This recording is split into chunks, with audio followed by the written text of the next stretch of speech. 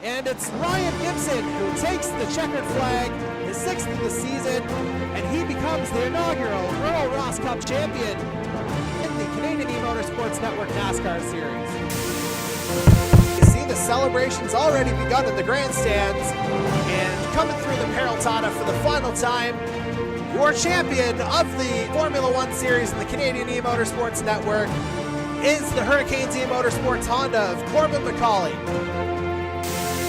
Darcy Ford in the lead here, coming through turn 4. Peden trying to go inside. He may have him on the apron. Darcy Ford, he's going to get it. Darcy Ford is your champion. Darcy Ford clinches the Earl Ross Cup. And out of the final corner comes Daniel Cudmore. He wins Season 2 of the Canadian E-Motorsports Network Formula One Series. Darcy Ford, and he is the overall F1 All-Star Racing Series champion.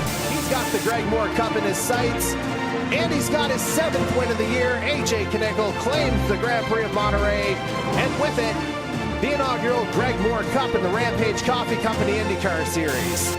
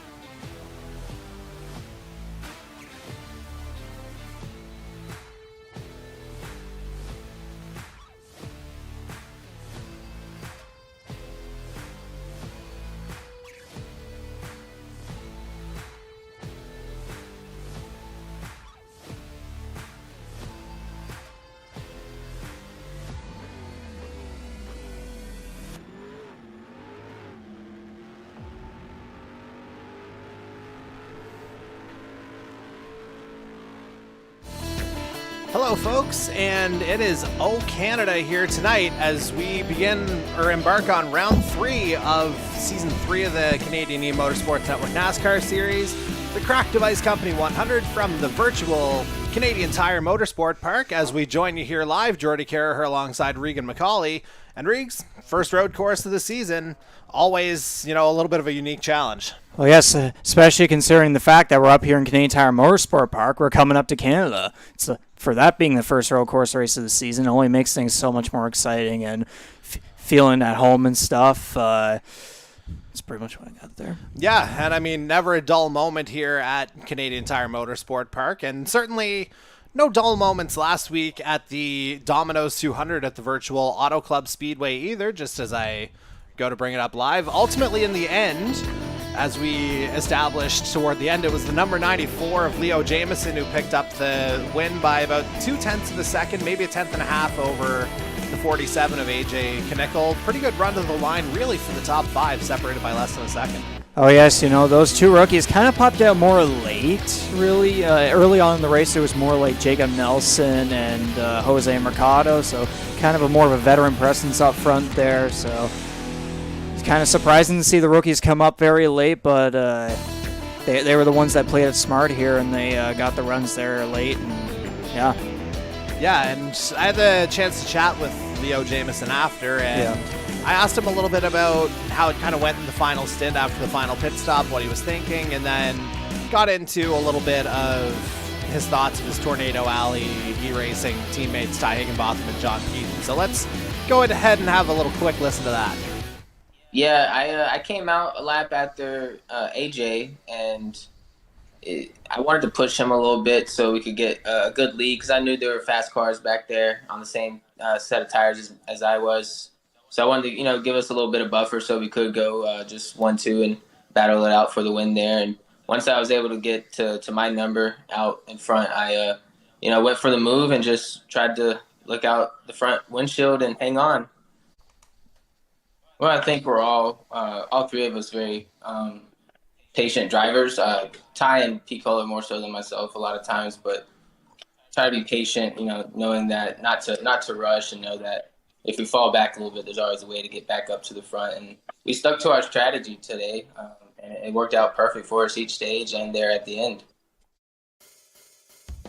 And obviously with the win last week, Jamieson clinches his spot in the playoffs, and with it moves to the top of the driver's standings, 11 points clear of Chase Beatty after 2 races. Well, yeah, he's been the most impressive rookie all season so far. He got a great finish at Daytona, and then he was able to carry on that momentum to Auto Club.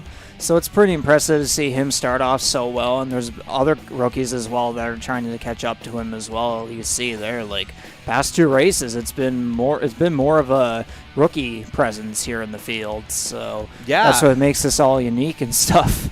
Yeah, I mean, we call them rookies in the name of this series only, but obviously plenty of experience there. As we mentioned, Jamieson topping the board. AJ Knickel, 3rd at Daytona, 2nd last week at Auto Club. So definitely a formidable presence. Maybe the guy looking to take that next step this week on home soil.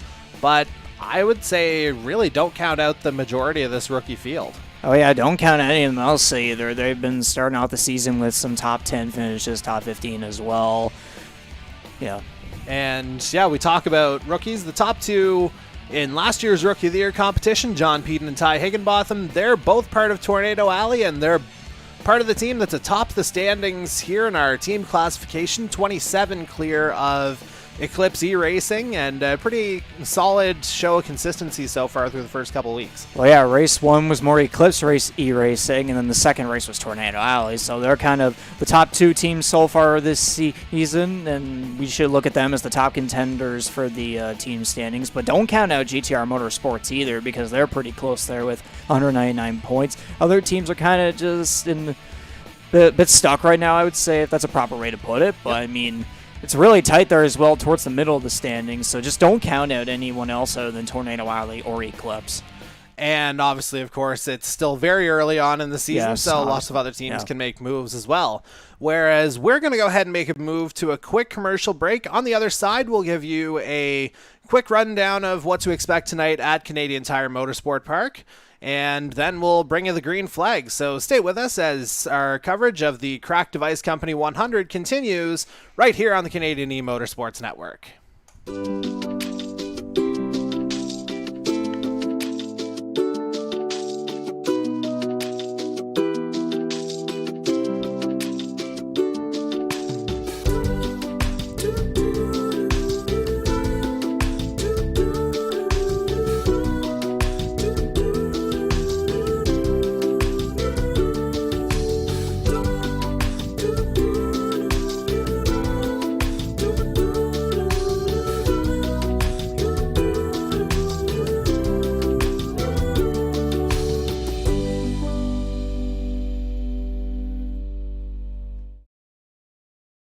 All right, and welcome back to our pre-race show for tonight's Crack Device Company 100.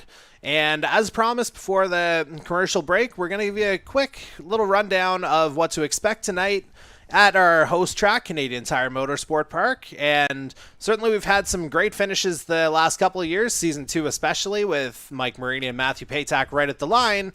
And there's sure to be a little bit of chaos here tonight again. First road course, as we mentioned. Riggs, let's take them through it. So, it's very short rundown into turn 1 here. Just a long sweeping right-hander. And you were talking to me pre-show here, Regan, just about, how potentially the tightness of the cars could really kind of have some issues here, particularly in some of these runs on the downhill. Well, yeah, I mean, that's what I was saying earlier. Every turn at this track has its own different, unique perspective and just details and stuff. And with looseness and tightness, in some turns the car could be very loose, some turns the car could be very tight, and sometimes it could even be both. And in terms of tightness as well, it's not just the cars themselves. Rather, if you're double packing some of the turns, like you see there going through Moss Corner up the hill and everything. If you're in a double pack or even almost 3 wide in those corners, expect contact to be very possible. And then it's just a long run down here down the Mario Andretti straight with speeds getting up to, I think it gets to about $180 here, maybe just a hair short, $175. Before we get into a bit of a sweeping right-hander here, and before you know it, the lap's just about over, just a couple of corners from here on. Well, that's the thing, especially if the top two are kind of separated heading into that straightaway there. That's a perfect draft opportunity right there, especially on the final lap. And once you get into the S's, if those top 2 cars are side by side, expect chaos to happen, especially into that final corner. Like we saw last year with Marini and Patek. Patek was able to use that draft to come up, and he sped his way through the S's. He dove it right into there in that final corner, and they were side by side. And of course, we all know how coming off that final corner, there was a bit of a hit to the inside wall. But, I mean, it is what it is. That's what happens here. That's why this track is so unique with every single corner. Well, we're only a couple of minutes away from finding out how things are going to go down at Canadian Tire Motorsport Park this evening. But first, as we always do, we'll pay homage to both our current country of Canada and also our friends to the south in the United States by recognizing both national anthems, followed by the 4 most famous words in racing.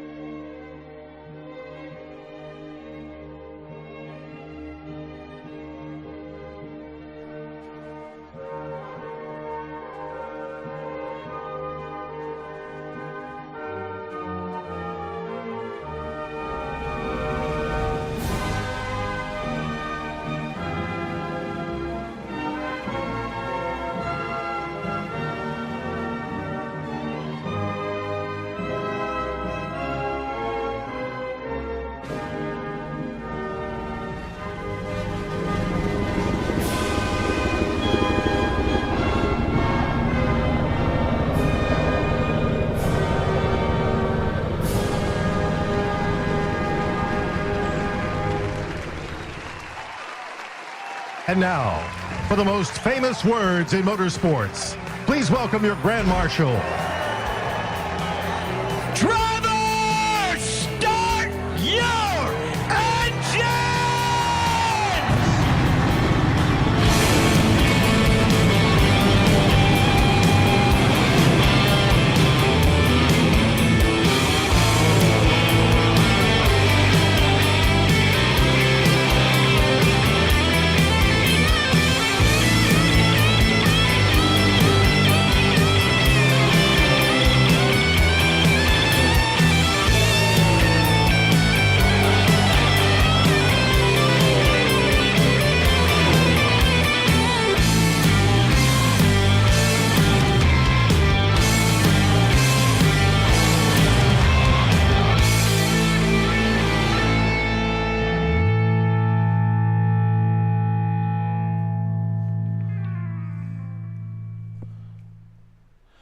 All right, folks, we've got just a couple of minutes now before we go green, and that gives us just enough time to go through a little bit of our starting grid here tonight. And on pole here at Canadian Tire for the second straight season, it's the number 41 GTR Ford of Jose Mercado out of Kissimmee, Florida. Had a little bit of a disconnection issue there last year. I think it might have been a steering wheel, if I recall.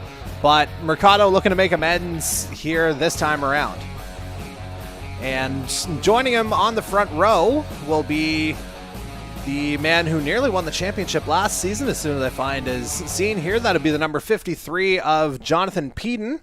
Another guy who's very capable on road courses is the Tornado Alley Chevy. He was practically dominating the All-Star race at the Indy Roval last season, then ran away from everybody at Road America. Don't be surprised if you see the 53 potentially breaking away from the rest of the field here, but a guy who's certainly going to be trying to track him down would be last week's winner and his Tornado Alley teammate, the number 94 of Leo Jamieson out of Atlanta, Georgia. Again, second at Daytona, winner last week at Auto Club. Jamieson looking to keep that momentum going forward. And now we move on to a couple of island guys here as we go through the rest of the top five. And starting in fourth, as soon as I can find him here, last year's Earl Ross Cup champion, the Atlantic Motorsports Ford of Darcy Ford, and he crawled back into the top 16 last week after a decent result. And Riggs, I think you may know the guy who's going to be starting fifth here tonight. Oh yes, the sibling. The sibling.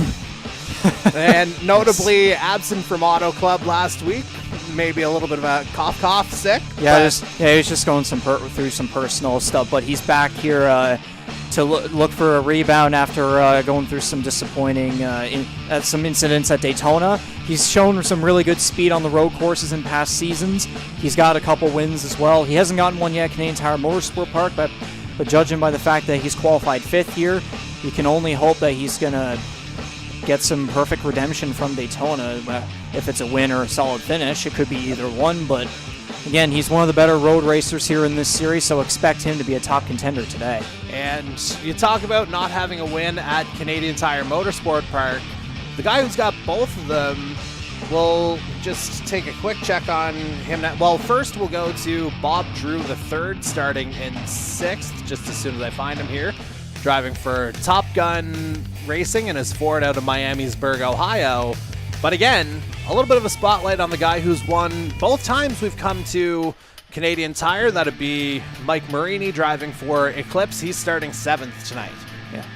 There's only been two past races here at Canadian Tire this season. Yeah, and he's won both of them. He has. Okay, yeah, so yeah, Marini has won he's won a Canadian Tire basically both the past two seasons here. He won a Canadian Tire, so he's gonna look to win 3 in a row, which that'd be quite the accomplishment in this series. You can only expect him to be up front today, but it's going to be quite the challenge. But at the same time, though, with him winning the past two races here at Canadian Tire Motorsport Park, it's very possible. It's not impossible. I'll say that. And I mean, what would be more Canadian than getting a hat trick somewhere, right? Oh yes, yeah. Most definitely, yes. As we're just waiting for everything to go live here, given the length of the lap, I believe it's just going to be the one pace lap here tonight. And our stage lengths, we're looking at 12, 9, and 13. tonight under green flag conditions, and being told fuel roughly about 9 laps, so we're looking at a green flag stop in both the first and third stages. So a little bit of a strategy play, and obviously it works a little bit differently on the road courses compared to your standard ovals as we go ahead and get live, as Mercado looks to be leading them around just turn 1 there, I think, so ultimately not missing too much, although it might help if I go ahead and put our driver overlays up. Hey, there they are. Everything looking pretty presentable here, as again it's the 41 leading the field around and just trying to get away clean this time around in Season 3. Well, yeah, that's the thing off the start here, and especially off the restarts as well. If you can be the number 1 guy to come out and clear everyone and be just setting sail, then that'll be a perfect way to start off the race, or perhaps if it's on one of the restarts, be a perfect restart and be on your way. You were mentioning earlier about pit stops and stuff, especially considering we should expect a green flag pit stop as stage 1, like late, and then maybe in stage 2. Thing is with stage 2, it's only 9 laps long. The pit window is only about 9 laps, so the other thing is too, people could decide to try and pick up strategies and do their tires and fuel instead at the stage cautions. So there's going to be a lot of different strategies here, especially considering it's a long road course. So it's balancing the strategies and stuff. It's going to be a very, very interesting one. And I guess the last question, just as we get into the last couple of corners before we go green, obviously in real life, Canadian Tire, not a track that the Cup cars go to. It's more, I think it's just trucks, isn't it? Or yeah, is it's just Xfinity yeah, just trucks. So, yes. And Pinty Series as well. Fair enough. For national, yep. regional, whatever. So if we think about it from that perspective, what kind of differences do you think can be expected in kind of the handling of the cars? I know you were talking about that a little bit earlier, but what kind of, maybe subtle changes can you expect? Cup Series, different track. Well, I mean, the one term I can think of, especially with like trucks and Pinties, is chaos. And we're still gonna get chaos, especially with these cars. I mean, it's NASCAR E5, go figure. Yep. But with more of these cars, it's going to be, in my opinion, it's going to be a lot more of a challenge, especially, too, because these cars have a lot more speed, a lot more sturdiness, but at the same time, though, they may not even be sturdy at all. They could be either very sturdy or not at all. And certainly Jose Mercado looking sturdy here as we're officially underway in tonight's Cracked Device Company 100. He's gotten off the line clean this time around. And it looks like Darcy Ford's made the jump up into second place. So a solid start here for the defending Earl Ross Cup champion in that 64. Oh, yes, from 4th to 2nd. That's a very good start for him, although Jonathan Peden does look to come down to the inside on him right here. Darcy Ford will be able to clear him. And they're headed into the Moss hairpin here for the first time. Some, if they're just having a little bit of fun with it, they might consider that a bit of a ramp in their spare time. But it's probably a little bit wiser to stick to the track here tonight, as Mercado's just building up an early lead here as they come down the Andretti straight for the first time. Yeah, he's just gone right there so far, and trying to look back, yeah, Darcy Ford and Jonathan Peden still there in 2nd and 3rd. There's also a bit of a gap there towards 4th, and I couldn't recognize the car back there. Looked like Jameson. Yeah, was it might have been in Jameson. there, Yes, it might have been. Mercado takes. No, that's Corbin. That's Corbin McCauley in 4th place. Well, you should probably recognize that car if we're going to be honest. There's a little bit of contact there between Ford and Peden. Sliding through the grass, but he is able to save and keep it going. He still holds on for 3rd. McCauley might possibly get, nope.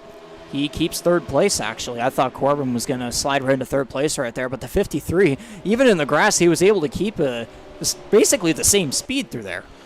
But it looked like he got a decent run out of Clayton Corners. It looks like they're almost in a bit of a single file here, although McCauley does run a little bit wide there. I thought Jameson may have had a look in for 4th place as we're watching things from Jonathan Peden's perspective.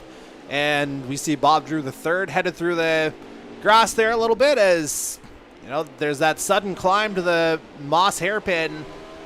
Got to be tough from the technical side of things. Obviously, the climb can help with, reducing speed, obviously, but still a very technically tricky corner. Well, that's the thing. Some cars could go in very conservatively. There are some cars who could just absolutely scent it. I mean, you quite literally could try the hill strategy and just dive it right up. You see him meme videos and stuff all across social media. But I mean, yeah, some cars will be conservative. Some cars will be like, I don't know what the other term is, but just like they'll go for it basically. And it appears Peden has gotten past Darcy Ford for second place. There's Jameson in fifth place, holding his ground. But you were saying earlier, like, it's kind of a single file sort of pack or whatever already. You can't really say train on a road course. Exactly.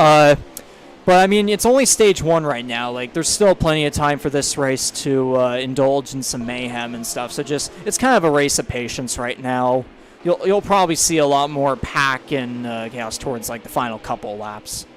Yeah, and from my understanding, I think we're just on lap number 3 of this stage, maybe 4 if they count the pace lap as the technical first lap, the one that we joined in on. Oh, a bit of contact there between Jameson and McCall. Oh, he's in the wall. He's in the wall. And Bob Drew the third looking to take advantage here. Jameson just making his way out of that hairpin, but he's got Drew basically right on his back bumper. Yeah, it appears Knickel just absolutely sent Corbin right there up the hill, and then Corbin just clunked the wall. You could even hear the noise right there, but he's able to keep going. That's going to... Did you do the 47.94 again? I think you may have. Jameson? But yes, Jameson. Jameson. Might need a little bit of the Jameson whiskey here before the end of the night as we move on to Darcy Ford here. In third place as Jonathan Peden's made his way back up to second, as you mentioned earlier. But again, solid start here for the 64, and you feel like if he's going to be able to, or if he can hang around, he's a guy who can be a factor here toward the later stages of this race. That's definitely Knickel. But yeah, Jameson's holding tight here. It looks like he was side by side with someone there a couple corners back, and Corbin's sliding through the grass. Darcy holding well, and I believe that's second place or third. I think that's third that now. Might be. Oh yeah, Peden's back up in second place. Yep, yeah, there's the look. Yeah. From that view, as we'll move on to that other Macaulay. And yeah, we're getting word here, and we're able to see it a little bit on our screens in the distance, that Jonathan Peden's really making up some ground on Jose Mercado for the lead. So that'll be the two Floridians going at it here, or two of the Floridians, with apologies to Jacksonville native Mike Nickens, who will catch up with over the course of the race as well, as Macaulay makes his way through White's corner to complete another. And he's losing it. Another lap. He's losing it. Holds on though. A little bit of damage to the front of that 17 Chevy, as we mentioned earlier. Keep it conservative, brother. And that's not even a Hulk Hogan reference. That's literally like it's like Darrell and Michael Waltrip in a sense. Fair enough. He was bringing that up earlier about that, like try to be the Darrell from like 2001 Daytona 500 reference. There you go. As we'll check in now on Bob Drew the third, and Drew and Jameson looking to get ahead of Macaulay. Bob Drew succeeds, and that'll be for, I believe that would be fourth place is what we're looking at here. Top three looks like they've kind of separated themselves. Meanwhile, we've got a couple of different paint schemes here tonight, a couple of updates. So the kind of orange and green there you're seeing in the background, that's the guy who's dangerous here. That'll be the 12 of Mike Marini, running in, I believe, 8th place right now after starting in 7th. Yeah, right beside AJ Connett. I mean Leo Jameson. I just had to do that. We're going to have some fun with that, aren't we? Oh, yeah. Yeah, Bob Drew the third, getting past Corbin Macaulay right there for, I can't remember the positions. I'm thinking it's 4th right now. Oh, now he's Corbin to the inside. He's going to try and pass him here in the first corner, and he looks to successfully do that, although Bob Drew is going to go back to the outside right there. Although that'll give Macaulay the inside line into Clayton corner here. Decent battle between these two, though, stretching through a couple of corners here to begin this lap. Drew trying to go to the outside on Quebec corner here. Trying to get the run from the outside to go to the inside. You see they're almost worked. They're still pretty close, but Macaulay is able to get the advantage here. We'll have to see what happens in Moss corner, though. Hopefully someone else doesn't absolutely send the 17 again. And let's just see. It looks like both Macaulay and Drew have taken it rather cleanly this time around, so no harm, no foul as they head to the Andretti straight. And we're going to check on, again, the last two winners here at Canadian Tire Motorsport Park. Of course, the 12 of Mike Marini. And again, just tucked in behind Jameson here right now as they come to the end of the straight. Yeah, he's running well in the top 10 so far. I mean, like, it's not really the winning pace. It's not really, like, some people might be a bit surprised right now considering he's won the past 2 races here. But again, it's early. Just relax. He's still got plenty of time. He seems to be creeping his way up through the positions here in the top 10, might slowly creep in the top 5 as well. We still have the pit window plus the stage cautions, so Marini's got plenty of time to do the feat if it's possible. And yeah, as you say, still lots of time here as we'll move away from this 4-car battle, which, as you see, Jameson at the head of it. There's Marini. He's got the 18 of Mike Nickens tucked in behind him, and I believe that's the 77 of Reggie Kime at the tail of that pack as well, out of Muskogee, Oklahoma. So, well, thought it was going to get a little bit interesting into Moss Corner, but again, it looks like everyone's playing nicely, at least so far. We'll see if anyone tries anything over the course of the evening, but again, everything looking fairly clean right now as we'll check in on Andy Hurdle, who looks like he's probably in one of the secondary packs right now. I don't have a number, or we don't have a position on him, I should say, but he is going, or trying to get wheel to wheel here with Tom Janikowski. He just kind of tucks in behind him at the end of the straight. Might have a go here in the S's and into White's corner potentially, but Ty Higginbotham's got that idea as well. So, as you say, chaos kind of does reign supreme here a little bit. And, well, it looks like everything's staying clean here so far, although our dear friend, well, not Leo, AJ Knickel is in that pack as well. And I had to. But again, we will see what they're able to come up with over the course of the evening. No indication of pit stops just yet. Again, we mentioned about 9 laps is what we're looking at for, a fuel tank here on this road course. Obviously a little bit of a different calculation compared to your standard oval. But again, that just makes well, there it is. Corbin McCauley headed into pit lane. I think he's the first one to make that call. Oh, yes, and I see there, too, Knickel has some roof damage there on the front, probably got into the wall, or some contact must have happened, but yeah. And so I think we're into that first window of pit stops that you were talking about, or I guess the lone window of this opening stage, and we'll see if anyone in this chase pack comes in. It looks like Hurdle was in. Higginbotham indicated he was coming in as well. Oh, a bunch of cars coming in here. Yeah, I don't think anyone's going to get caught out here per se, as we'll make our way back onto the track. And let's just see. It's Mercado headed out. Oh, wait, Peden must have beaten him. He beat him. So a little bit of a different strategy. That's allowed, the 53 of Jonathan Peden to leapfrog Jose Mercado out of pit lane, although could be said that the pass could have been made beforehand as well, because we did hear that Peden was closing in. Yeah, they were pretty close earlier. We heard that, obviously. Maybe it happened before, maybe it happened during pit stops. But the thing is, though, Peden came up pretty far ahead of him, so it must have happened before the pit stops. Regardless, Peden's now in front, and it looks like he may be potentially the first stage winner here. Again, there's still time. Anything's possible, but he's far ahead. It's looking likely. Yeah, there you see the gap pretty well laid out for you on screen. Jonathan Peden does emerge as your leader after the first round of pit stops, and again, based on the fuel mileage that we were talking about, I think we're looking at about 3 or 4 laps remaining in the opening stage. We'll try and get a confirmation from our group Discord chat drivers, who you might hear occasionally in the background, and they're more or less there to provide sort of a real-time race control, not just for us, but for you, the viewers at home. So just trying to work in maybe a little bit of a different feature. Well, yeah, we're getting different perspectives. We're getting us, the commentators. We're getting some of the racers as well. You gotta, having that mixture makes things it makes things cool, makes things intriguing to the viewer. Yeah, it just adds that extra dimension as well, yes, as exactly. Peden's coming up on the back of, I believe that's the 75 of Darcy Cudmore. There's definitely a 5. Yep, that's a 7 next to it. So we talked about my math comprehension not being the best. The reading's not bad, though. Was able to get that straightened out as, again, Peden makes his way down the Andretti straight. It's okay. I have a driver in skiing failure of comprehension, apparently, so.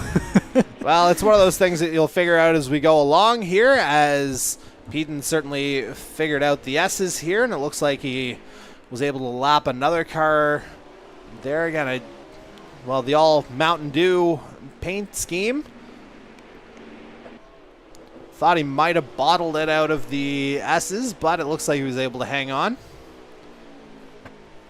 As again, Peden goes to begin another lap. And again, it looks like the gap between himself and Jose Mercado fairly wide open, it has to be said. Well, we'll go back to Mercado just to see, and we'll get it from his perspective. There you see Peden just making his way out of Quebec corner and Mercado getting out of there now. So you see, not an insignificant gap between the two. And certainly the 53 looking pretty solid here in the late components of this opening stage. I think is even a gap like that, like in the final couple laps, any driver could easily shrink that gap and get up there. I mean, that's pretty much what happened last year. Like Paytech was pretty much at this distance at one point, and he eventually was able to catch up with some pretty strategic moves and stuff. So, I mean, yeah, we might be coming down to the wire here in the stage, so it's very unlikely, but yeah. And Mercado very nearly losing it there out of the S's, as we'll go backwards to our proper camera here, or at least we'll try to. And based on the cars slowing down, I'm going to go ahead and call that the end of the stage. So that would stand to reason that Jonathan Peden has picked up the stage victory. And again, we just don't have the official confirmation, but it certainly looks like it's gone the way of the man known as Gator here in this opening stage. And there's the official confirmation. And yeah, with that, Jonathan Peden picks up his first playoff point of the season, and we'll get into the entirely too early ramifications of that as soon as we get you a top 10. But in the meantime, we'll go ahead and take another quick commercial break, and we'll be back with the beginning of stage 2. So stay with us as coverage of tonight's Cracked Device Company 100 continues.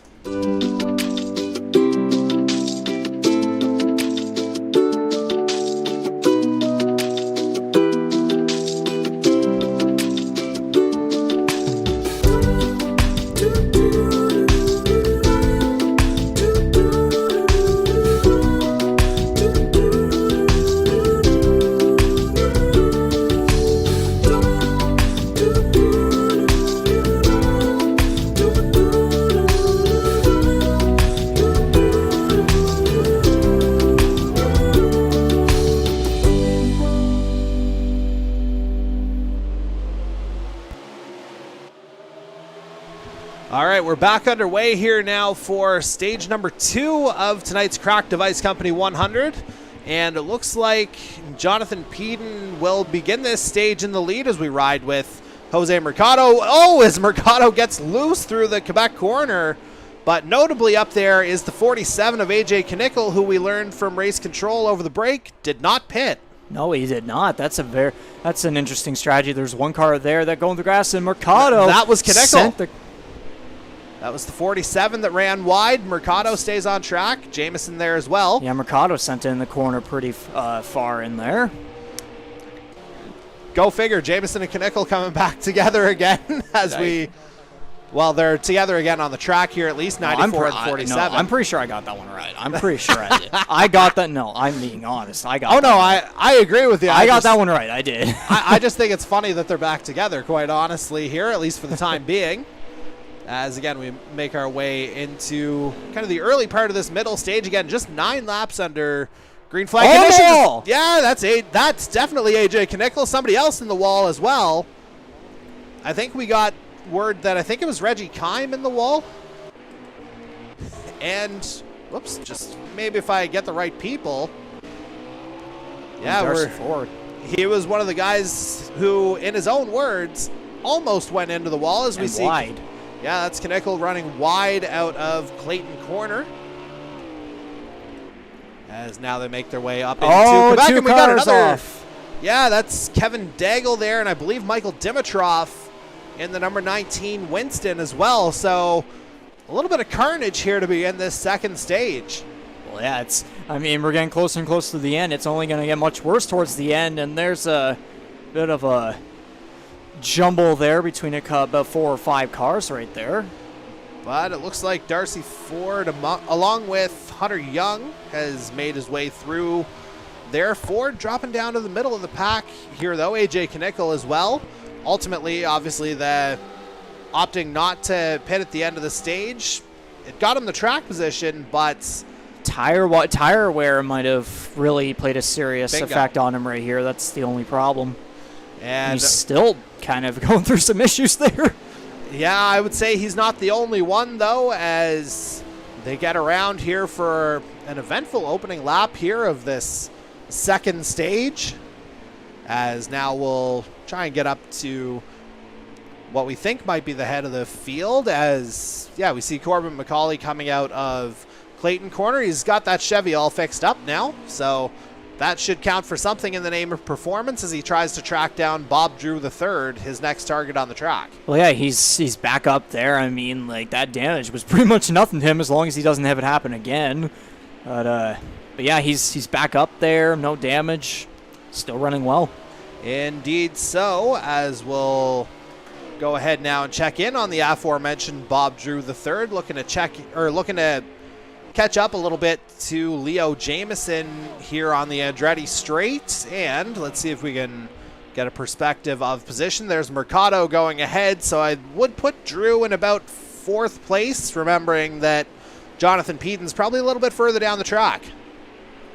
Just kind of the way things have gone so far. We did see Mercado off in the distance, as now Drew crosses the line to begin another lap. Again, quick second stage here, 9 laps, and for the guys who pitted at the end of stage 1, they won't have to come in probably for stage 2 as Drew brushes the wall. And yeah, Pedon looks to have a decent distance over Mercado at the moment up there.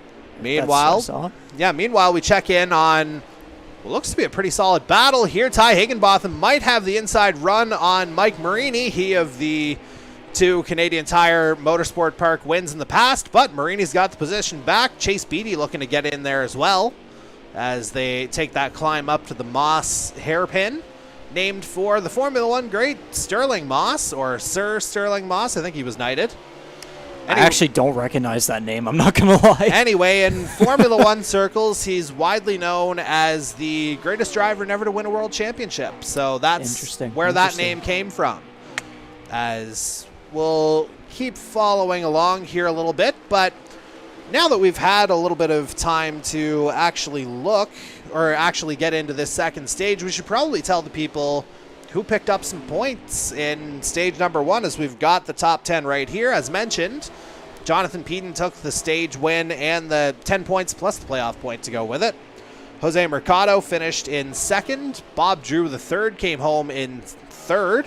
For some reason I was going to say 6th, but he's driving 6th, that's why.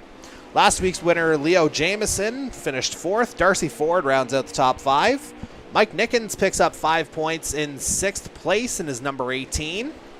Reggie Kime in 7th.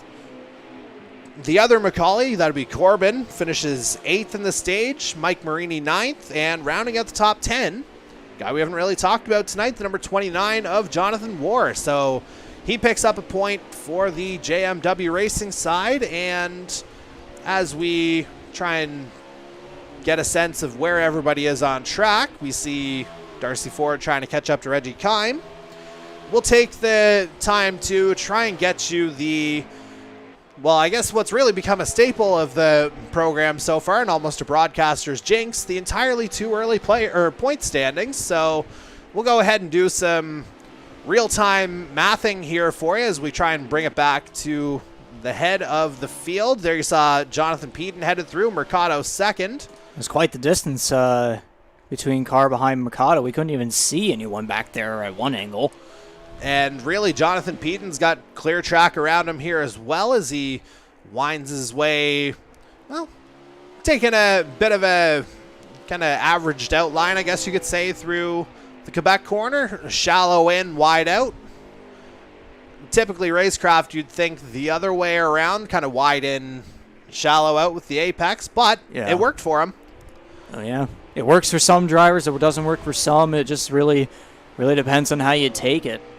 Indeed so, as again, we're just going to get these numbers added up in real time as best we can. And, you know, the only number that John Peden really cares about right now is P1, which is where he still is.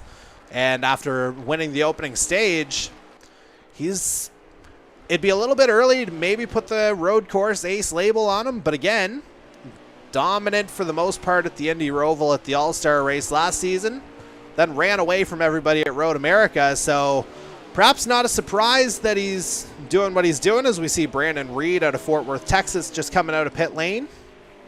We'll just have to wait and see if the jinx happens. Yeah, I mean, stranger things have in fact happened, and anytime I say stranger things, I do not get a commission from Netflix, unfortunately. Dear God.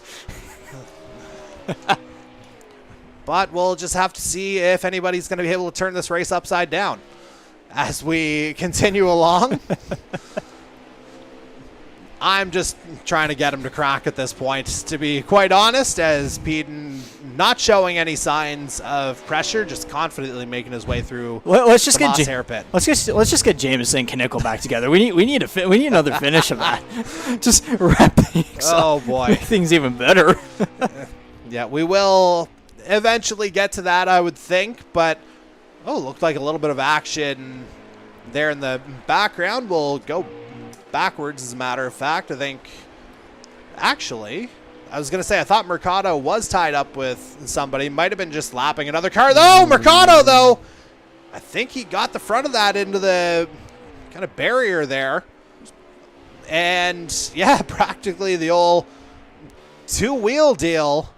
But somehow he's able to hang on. I think that's Brandon Reed, who we saw coming out of pit lane before. So that, and he had some hood damage, so that certainly explains that. I think just kind of getting back up to speed was the 36. As we'll bring it back to our race leader. Actually, let's go down the pack here a little bit. Check in on Leo Jameson, who's in the middle of a pack of about 5 drivers. Bob Drew, the third, at the head of it. Well, yeah, Corbin, I believe, is in third, and then there's fourth. I believe he's fifth. Or sixth, yeah. Okay. It looks to be sixth. Looks to be. Yeah, Yeah, 3, 4, 5, 6, yes. That's good eye there, Reegs. As, yeah, Jameson. All right, white flag coming up. And so we will do our best to bring you a little bit more of the field. Obviously a little bit difficult to do that under the shorter road course conditions. But again, this is Jonathan Peden, who's begun his final lap of this stage. Looking to catch up to, I think that's AJ Knickel actually ahead of him on track. So again, that strategy play going from stages 1 to 2.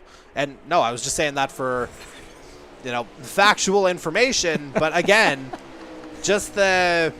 It never ends. Yeah. It never ends. That one wasn't even intentional. So, again, as I was referring to earlier, I think just the strategy call didn't quite work out for the 47. I mean, proof is in the pudding right there as he gets lapped. And tries to unlap himself before the stage comes to a conclusion here. Perhaps that'll be the battle here. Yeah, the old drag race down the Andretti straight. No, secret plan between him and Mercado. Oh, boy. I definitely shouldn't have said that.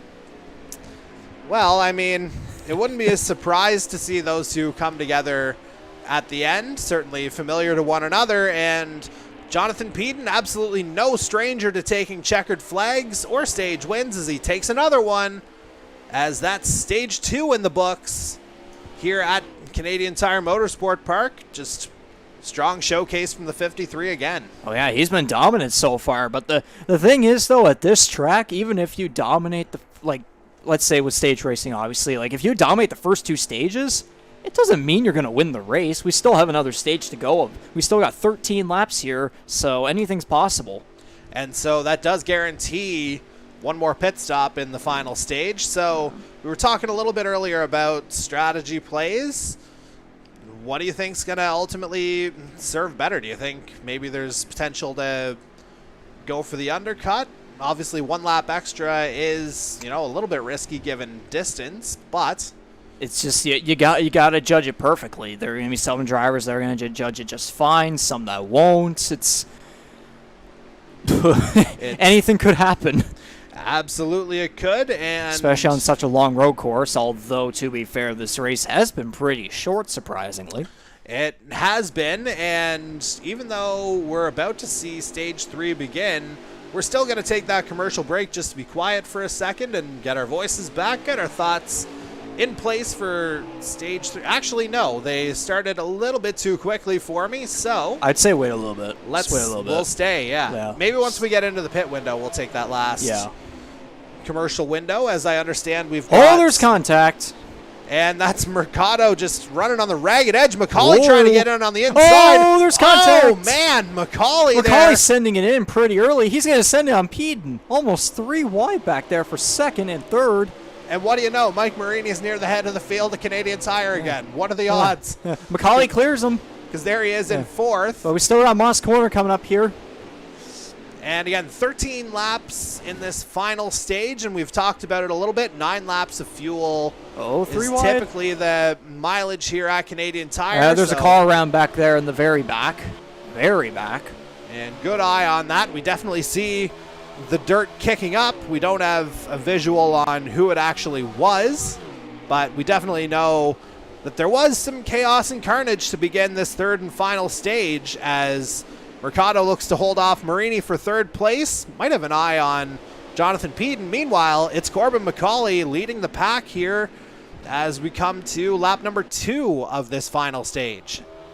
His first race back. He's got the sibling in the commentary booth. Is this going to truly happen? Is this going to be the big call happens here? But I mean, like, the thing is, Jonathan Peden has been so dominant. Mercado even has speed. Mike Marini is coming up here. He wants those 3 wins in a row. He wants that. There's a bunch of different drivers here that are all over the place. You got Corbin being it appeared he was being the aggressive guy here. He wants to go for it. He wants to win this. He wants to rebound after the unfortunate circumstances at Daytona and his absence at Auto Club. And I mean, the ultimate cure-all for all that is a victory, as he and Peden both run wide out of the Moss. Contact between Macaulay and Mercado into the wall. And Jameson just avoids that same fate.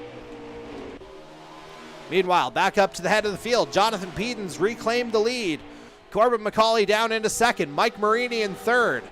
Again, Marini running well at Canadian Tire. What a surprise. Yeah. It was kind of hard to tell if it was really Corbin. Actually, I couldn't tell there if Corbin sent his car right to Mercado and just went right to the wall, or maybe Mercado went up. It was hard to tell there, but either way, I wouldn't be surprised if there were maybe a little bit of tempers, maybe.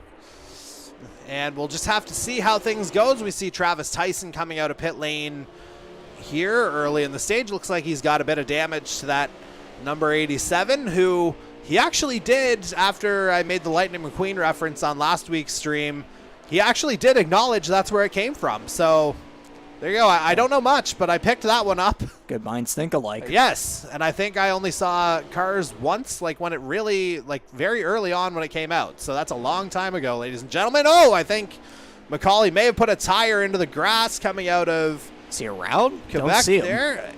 Let's just try and get a different camera angle just to see. He's 3rd place now by the looks of it. Yeah, Mike Marini up into P2. Jonathan Peden continuing to be the class of the field.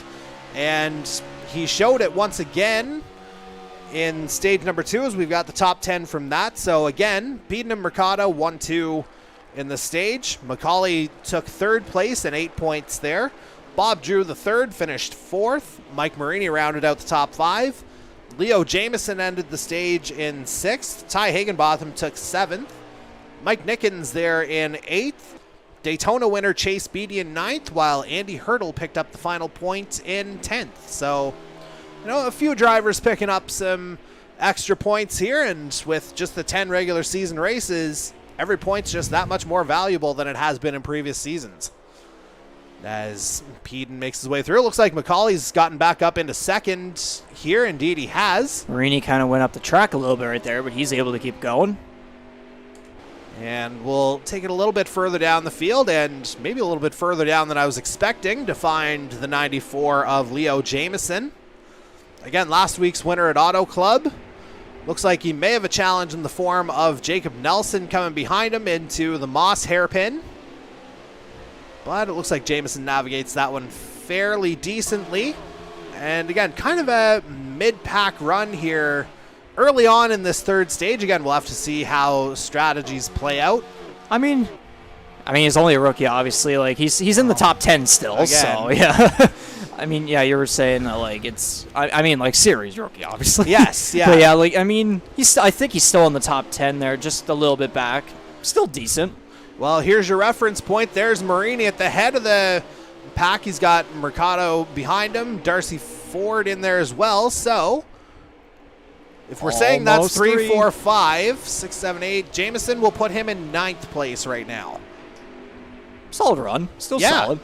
I mean, there's it's a pretty competitive series of cars here through the top 5 and the top 10. So I mean, for a first-year driver here, that's it's going to be quite the challenge. But at the same time, he's shown that he can live up to that, especially considering he won an Auto Club. Yep. And at Daytona, he showed some solid speed. And it appears Corbin is catching up to Peden. Yeah, we bring it back to our lead battle here. Or maybe I'm wrong. I thought I saw something right. I don't know what that was. It definitely looked close coming out of the hairpin, but it looked like Peden got a better exit, and as a result, might have been a mistake. Yeah. Yeah, as a result, the gap looked like it opened up just a little bit more, with, again, McCauley running in second place. We'll come back to that battle in a little bit. As I say, we'll try and make our way through the rest of the field just to get a little bit of a visual on everybody. A guy who's been running really well tonight is Bob Drew the third, who we're with right now.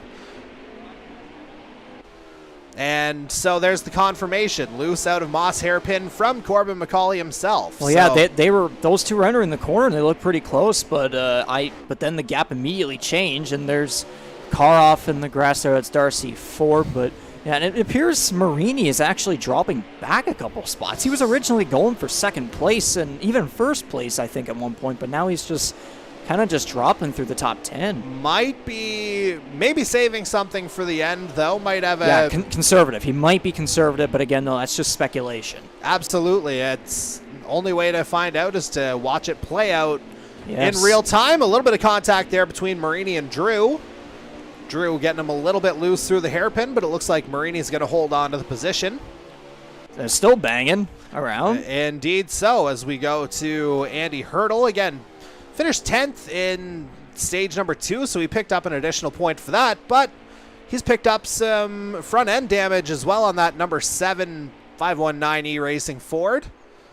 And Hurdle just trying to navigate here, as it looks like Peden's coming up to lap him, actually. I think that was the 53 coming up on the back, so we'll... Yeah, there was a pack of cars back there at one angle, so obviously he's probably about to get lapped.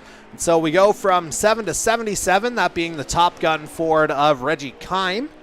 And Reggie, I believe, picked up some stage points, whether it was in stage 1 or 2. Stage 1, I'm going to go with. Indeed, it was. He was 7th in that opening stage, so a few extra points coming the 77's way tonight.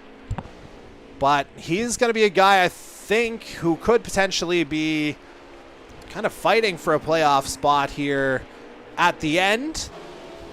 Probably would like to get a little bit of a more solid run here, but certainly the 77's capable of it, as we see.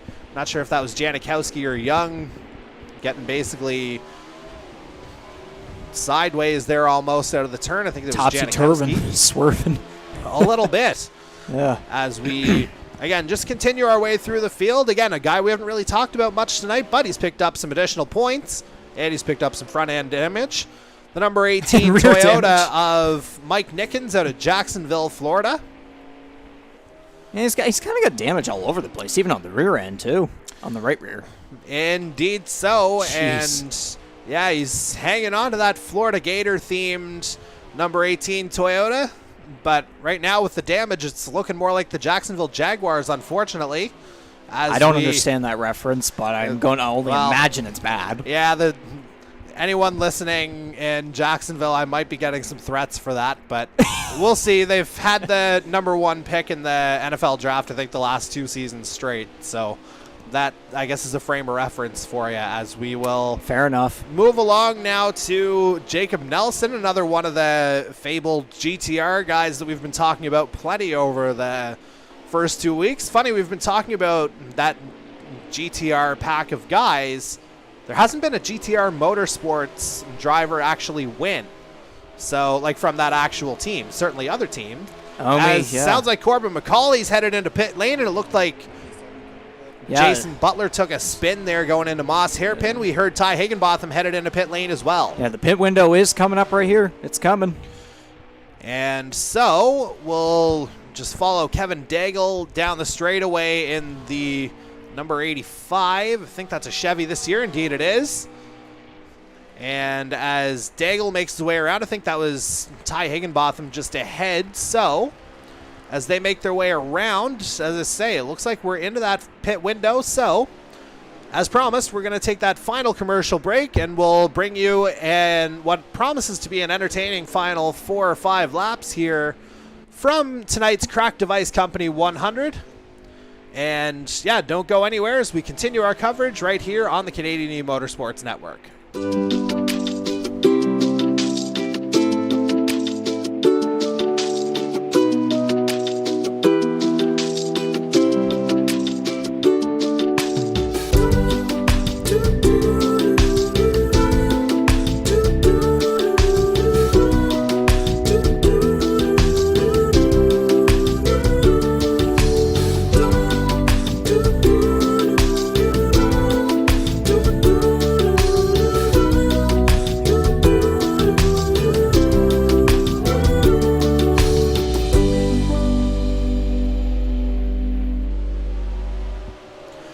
We bring it back live here now, and we're riding with the number 25 Eclipse Chevy of Chase Beatty, the winner at Daytona a couple of weeks ago, coming up onto the back of Jacob Nelson as they squirm their way through the Moss Hairpin. As mentioned, we are kind of in that final pit window here now, and it sounds like there was a variance of about a lap between the majority of the field. Yeah, so some cars coming in early, some cars coming in. I don't know if I'd use the late term, but right. But yes, there's one lap, some cars come in, the other lap, some other cars come in. So there's a bunch of different strategies that could be playing out here towards the end. I mean, it's only a couple laps until the end, because the window is open late on.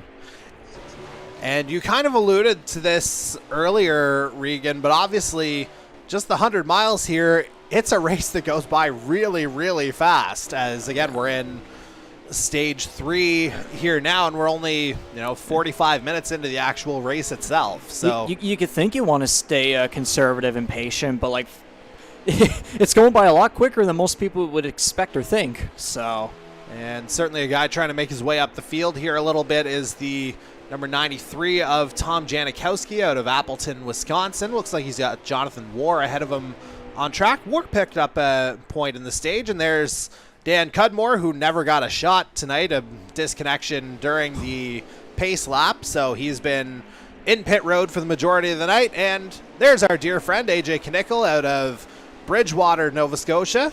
I think I had him billed as Dartmouth during the IndyCar series, but he's going for the Bridgewater hometown here now, and he's going for the pass on Jose Mercado, or at least having a bit of a look on the outside coming through turn 1. And again, I'm not sure if this is for position or not. We know that Knickel had he'd had the issues at the start of stage 2, maybe addressed that in there's one stage car around 3. back there. And that's 93, I believe it was. I think it's the 93.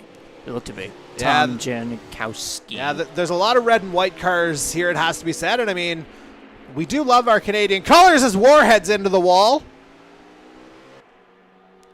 And yeah, if we confirm that, we'll certainly pass that along as we get a quick look at Michael Dimitrov coming through the S's. And now we see a little bit of damage, well, more than a little bit of damage to the front of the 10 of Jason Butler, the 519 Chevy, just running wide through the Moss hairpin, essentially just doing the good guy thing there and making sure he's not getting in the way of the other drivers by the looks of things. As we'll continue along to the number 20 of Hunter Young driving for, Atlantic Motorsports. I had to confirm that out of St. Catharines, Ontario. And we'll just continue our way through the field as they continue to battle. We get our first look at the 44 of Keith Miller out of, he's in Minnesota, Foley, Minnesota to be specific. I knew the state, just couldn't remember the town. But Miller, another one of those GTR guys. He had a decent run at Daytona, just couldn't string together the finishes. It looks like Beatty's going to take a run by him here down into the Clayton corner. And I think that might be a disconnection for Christian Worsham in the 00. Now we check in on Brandon Reed.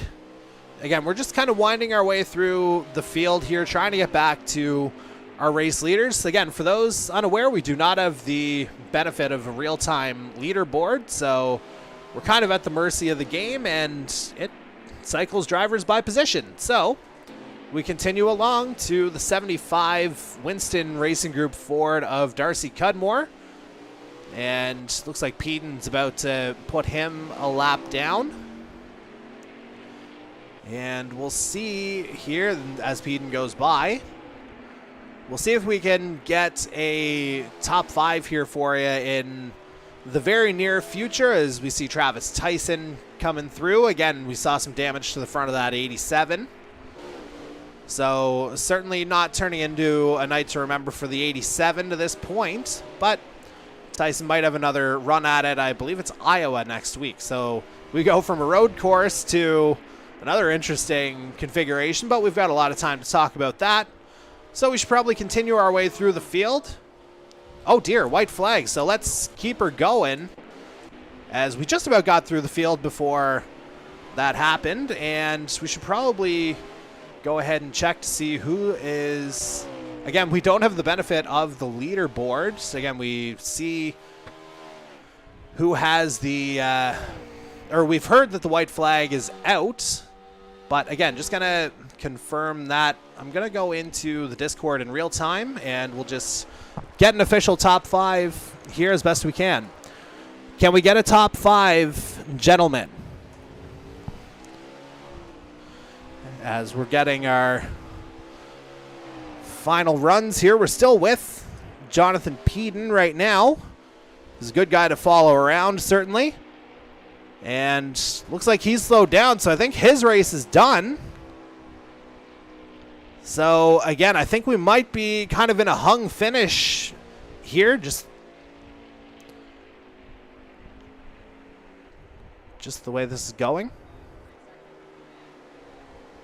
So yeah, Jonathan Pedon is your winner at Canadian Tire Motorsport Park. He dominated the first 2 stages, and he basically swept all 3 of them. He did. Yeah, that was a straight sweep for the man they call Gator. And again, a little bit of an anticlimactic call from us, but again, it's not the easiest thing in the world to do, but certainly Jonathan Pedon made things look super easy here tonight at Canadian Tire, picking up his first win of the season. And he collects a spot in the playoffs, too, so good for him. And, I mean, that's 3 races, 3 different winners, so you want to talk about parity in a series. Hard to argue with that so far. As we see, dominance. We basically got dominance over chaos. I mean, the thing is, I think we ended up getting all the chaos at like the start of the 3rd stage. It pretty much all got I don't know if I would say wasted, but it all pretty much happened then, and then we never really got it anymore, other than the occasional cars just going around and stuff that we did have in the final few laps there on the front stretch and in Moss Corner and stuff.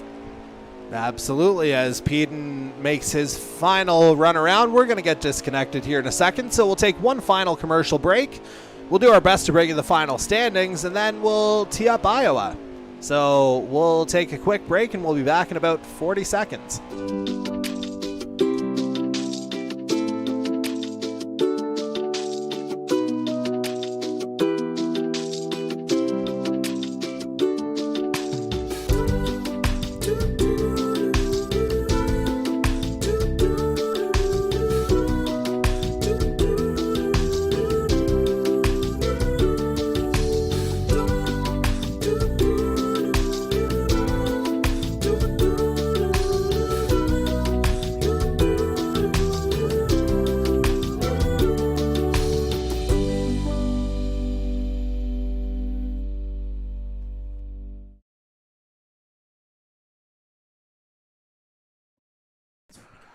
And it's another Tornado Alley E-Racing win here tonight. It was Leo Jamieson last week. Jonathan Peden tonight, the number 53 out of Pensacola, Florida. Complete sweep, as you mentioned, Riggs. The full 60 points plus his spot in the playoffs. Oh, yeah, that's the best way you can win a race and get yourself in the playoffs. I mean, like, he dominating all three stages. Like, he did the complete sweep. Unfortunately, obviously, Marini wasn't able to get the three-peat done, but, I mean, this is still quite the feat that he can do. It was anticlimactic, but, I mean, in Peden's, we can't really underestimate Peden's mind. He was probably going wild himself after doing that. I hope that he's proud of himself after tonight's performance. And, I mean, he's a guy that's, again, we talked about his dominance at Road America last year, so not a huge shock that he kind of ran away and hid from everybody, but again, he picks up his first win of the season, finishing second just as he did in the first two stages. The number 41 GTR of Jose Mercado just about completely made up for the disconnection this race last year. Pole tonight, but finished P2. Ultimately, Peden had the faster car. Well, the thing is, with Mercado, it seemed kind of a replica of Auto Club because Mercado was up front. He was kind of at a dominant pace, but then something happened during the final stage where it was like some sort of incident, and yet he was able to still rebound for a decent finish. Obviously, this time around it is completely different than Auto Club. I mean, he finished second place, so it's again some resilience for him. He's shown pace to possibly get a win here early in the season, but again, there's still plenty of races to go, and he's still good in the points. So, yeah. Yeah, absolutely. He's got plenty of breathing room there, as does the number 47 Sim League Pro racing car of AJ Knickel. Finishes third. That's three straight top three finishes for the 47 to start this season. Remarkable run of form. Yeah, he kind of had an up and down race. He was kind of lower in the top 10 to start off, and then later on he was looking to have pace towards the front, kind of bouncing around with a bunch of other cars there in the final stage, and he was able to come home with the wrapping up the podium there, the decent third place finish. Indeed so, and coming home in fourth, another guy who had a really solid run tonight. The number 6 Top Gun Racing Ford of Bob Drew III out of Miamisburg, Ohio, and again, picked up a lot of stage points too. Really, really solid run here for the 6. Well, yeah, I would argue he was probably the most consistent, most clean driver today, and obviously if you stay that way, then you'll hopefully get a decent position. There's some drivers, obviously, that won't get lucky because other drivers, will choose to be different and be aggressive and stuff, but he was the one driver that conservativeness was key to success, so a great finish for Bob Drew. And rounding out the top 5, another Tornado Alley driver, Ty Higginbotham out of Kansas City in that NBR Motorsports sponsored Chevy. And again, the 97, he was a guy, he wasn't the guy you were necessarily looking for at the beginning, but he found his way there at the end, top 5 finish. It was kind of a quiet race from him. We didn't really see a whole lot of him other than being kind of midfield, but I mean, he surprises us with a solid 5th place finish, so good for him. And then we come to Corbin McCauley finishing in 6th place, just as soon as I find his Red Dirt Racing Chevy. There it is. And McCauley, he had a really good run to start stage 3, just ultimately couldn't maintain the pace after that quick start. Well, yeah, it was a strange race. There were many moments where he looked like he had the winning pace. Like he would either kind of fall back or he would suddenly be up towards the front. In the third stage there, it looked like he even had the potential to score the win, but unfortunately it seemed like a couple of mistakes there, especially around the pit window. Just it didn't really work out for him. But I mean, to come back here and still score 6th place finish, that's good for him. And he'll just have to figure out a way in the next couple of races to continue putting his way up the point standings, and hopefully it won't be a situation where he's going to have to win to get in. Yeah, and I mean, you're talking about guys who had form early in Stage 3. A guy who kind of got bit by the law of averages here tonight, Mike Marini out of Thunder Bay, Ontario. The Eclipse driver, again, he got up to as high as 2nd early in Stage 3, but ultimately finishes where he started in 7th. Yeah. Not exactly the equivalent of what happened in the past couple of seasons, but still a solid finish. Can't complain. Yeah, the win streak's over here for Marini at Canadian Tire, so might have to find another spot to pick up his win this season, but still lots of time yet. Speaking of winners, last week's winner, Leo Jameson, finishes 8th in the 3rd of the Tornado Alley cars. The Atlanta, Georgia native, again, continuing his solid run of form here to start the season. I mean, yeah, like he was able to still get a top 10 in like a pack of cars through the top 10 that was completely stacked with mostly veterans, and it was like kind of rare with the rookies. This time around we got more of a veteran presence in today's race, so still a good finish for him. He's having a great start to the season and pretty much the best rookie out of everyone that's new here. Yeah, absolutely, and you're talking about veteran presence. Earl Ross Cup champion Darcy Ford, he comes home in 9th in the number 64 Atlantic Motorsports Ford tonight. So it's kind of the run of averages here, I guess you could say, but ultimately top 10 finish for Ford. Yeah, it seems to be kind of a slow start for Darcy, but there's still plenty of time left in the season for him to catch back up. Like it's a pretty stacked field this season, so yeah, that experience will help him though. If he does figure out a way to rebound, that experience is only going to help him even further. And rounding out the top 10 is the number 9 GTR Motorsports Chevy of Jacob Nelson out of Clarksville, Tennessee. And Nelson, he's not necessarily the first guy you'd think of in road course conditions, but ultimately finishes 10th. Yeah, like Ty Higginbottom, kind of a quiet race from him. Good finish. Yeah, that's pretty much all you have to say about him. And yeah, from there we'll just do a quick run through the rest of the finishing order just as soon as I get it back up on my phone. So just as soon as the picture comes up, we'll give you P11 and we'll go through the rest of the running order as mentioned. All right, so now we can go ahead and do that. So finishing 11th was the number 25 Eclipse of Chase Beatty out of Lawton, Tennessee, sponsorship from Winning Bid Diecast Auctions. And close behind him, the number 29 JMW Racing Ford, I believe, of Jonathan War out of Saugerties, New York.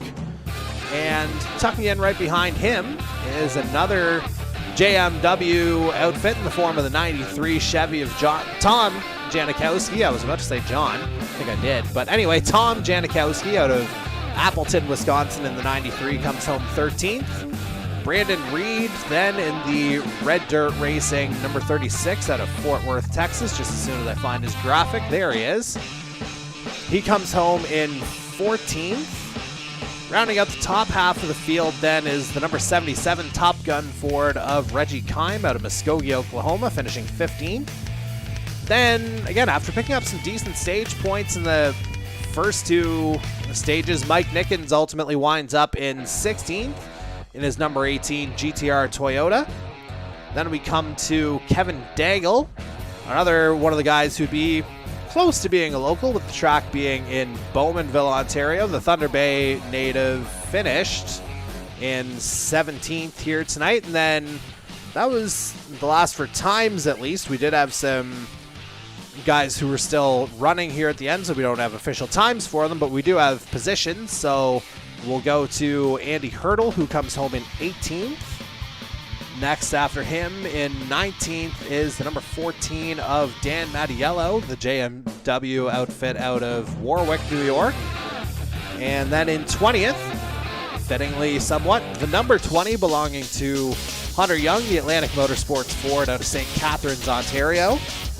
And now we get into a few cars who finished a lap or two down here, beginning with the number 19 of Michael Dimitrov, the Winston Racing Group Ford, out of Stratford, PEI, about 10 minutes away from our studios here. Also finishing a lap down in 22nd, the number 44 Red Dirt Racing Ford of Keith Miller out of Foley, Minnesota. And right behind him is a guy who's been kind of here since day one. That'll be the number 10 of Jason Butler, the 519 Chevy out of London, Ontario. Sponsorship from our good friends at Rampage Coffee Company and Chuck's Roadhouse in London, Ontario, or at least that'd be the one he'd be most concerned with. As finishing behind him, and it says still racing here, but at any rate, the number 55 of Trent Nielsen out of Fort Wayne, Indiana. He comes home in 24th. And then finishing 2 laps down are the number 75 Winston Ford of Darcy Cudmore out of Ottawa, Ontario. Sponsorship from Darcy Allen PR. And also finishing 2 laps down, we talked about it not being his best night. That'll be the 87 of Travis Tyson out of Kingsport, Tennessee, driving for Eclipse E-Racing. Then we get to the 2 guys who had what we would deem to be kind of some connection issues here tonight. The 00519 E-Racing Ford of Christian Worsham out of Deal, Maryland. And then not taking the green flag tonight at all, series founder Dan Cudmore and the number 2 Winston Racing Group Ford out of Stanchel, PEI. So we'll bring our dear friend Riggs back in here. We've got our first road course out of the way. Now we get to one of our shorter courses here on the circuit, and that'll be round number 4 and the first installment in our season-long Fix Auto Cup, actually. The Fix Auto Charlottetown 100. We're headed to the cornfields of Iowa. If you build it, they will come, apparently, and they're going to be hitting the track. Well, yeah, I believe that's the first short track of this season. Yeah, the track diversity just continues. We're going from a super speedway to an intermediate to a road course, and now we're heading to a short track in Iowa. And again, there is definitely purpose behind that, because certainly, you want to establish the very complete drivers as you go along as well. So Iowa should produce fairly stiff tests. Darcy Ford took that race last season on his way to the Earl Ross Cup. And again, this is the first of 6 races in our overall Fix Auto Cup kind of mini series, so to speak. So again, Iowa's the first stop. Then we head to Mid-Ohio a couple of weeks after that. Then it's Indianapolis. Then round 4 of the Fix Auto Cup, because they've been great as sponsors for us over the last 2+ years. We head to Michigan after that, Bristol in September, and then we rounded out at Phoenix in, well, that's still late September, but obviously much closer to the end of the season, as I believe that's the final race before the championship. But notably, the Fix Auto Cup champions, or at least Darcy Ford being the first one, he went on to the Earl Ross Cup last season, so maybe a little bit of a springboard there. But again, the focus is on kind of Iowa Speedway itself and the challenges it could present. Well, and especially for the broadcast too, it might help us a lot, because obviously it's a shorter track. It'll definitely give us some pretty close racing. But again, though, we saw with Jonathan Peden here at a Canadian Tire Motorsport Park, dominance can happen. It's an every now and then occurrence in races, but we should definitely have a very tight race at Iowa. And I guess if you want a real life reference, a lot of people call this track underrated. Some people want the Cup Series there. Xfinity and trucks go there. IndyCar has gone there. So if you want to put that reference together, then that's cool. That's what I've got. Yeah, and it'll be very interesting to see how this particular pack meshes in, a much shorter track. So yes, we've got a week between now and then to figure it out. Again, congratulations to Jonathan Peden picking up the win tonight. But for now, we're going to go ahead and sign off. So for the entire Canadian E-Motorsports Network team. We should mention our competition committee as well: Darcy Ford, Jason Butler, and Andy Hurdle. Series founder Dan Cudmore, Regan McCauley on color commentary. My name's Jordy Carraher. Hope you've enjoyed tonight's Cracked Device Company 100, and we hope to see you next week at Iowa. Not quite Field of Dreams, but again, the track where dreams can potentially take form. So again, we'll see you next Tuesday night. Have a good one, everyone.